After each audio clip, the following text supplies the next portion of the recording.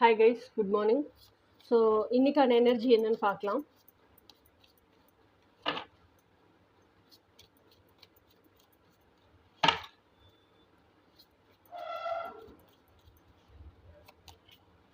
Queen of Swords. Queen of Swords அப்படிங்கிற energy எதை குறிக்குது அப்படின்னு சொன்னால் ஷீ இஸ் வெரி கம்யூனிகேட்டிவ்.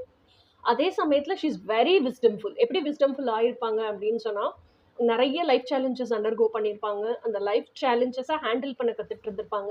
அந்த லைஃப் சேலஞ்சஸை கொடுத்த பீப்புளை ஹேண்டில் பண்ண கற்றுட்டு இருப்பாங்க. அந்த பீப்புளோட பவுண்ட்ரி செட் பண்ண கற்றுட்டு இருந்திருப்பாங்க. அதே மாதிரி அந்த என்ன சுச்சுவேஷன் வந்தாலும் this is who I am அப்படின்னு அவங்க ஆத்தென்டிக் செல்ஃப்லேயே வாழ்றதுக்கு கற்றுட்டு இருப்பாங்க. இந்த ஆத்தென்டிக் செல்ஃப், இந்த நிஜம், என்னுடைய நிஜம் யாருக்கெல்லாம் ஓகேன்னு இருக்கோ அவங்கெல்லாம் என் லைஃப்பில் இருங்க. இது ஓகே இல்லைன்னா என்ன மாத்திரத்துக்கு சொல்லாதீங்க, you can get out of my life. இந்த மாதிரி தான் இருந்திருப்பாங்க. அண்ட் குவீன் ஆஃப் ஸ்வார்ட்ஸுங்கிறவங்க she is very good at communication. Okay, communication is a two way skill இல்லையா? நான் பேசிட்டே இருந்தால் மட்டும் பார்த்தாது, நான் பேசுறது உங்களுக்கு புரியவும் செஞ்சிருக்கு, புரிஞ்சதை நீங்கள் உள்வாங்கியிருக்கீங்க அப்படிங்கிறதும் அவங்களுக்கு குவீன் ஆஃப் ஸ்வார்ட்ஸுக்கு புரிஞ்சு அவங்க மென்டலாக ஓகே ஆவாங்க. So that is a two way communication. அவனுக்கு புரிஞ்சிருச்சுல்ல அந்த மாதிரி. So she is very good at communication. So இப்படி தான் இருக்குது இன்னைக்கு உங்களோட எனர்ஜி. எஸ், இதுதான் நான் அப்படிங்கிற மாதிரி. And you are standing for your own truth.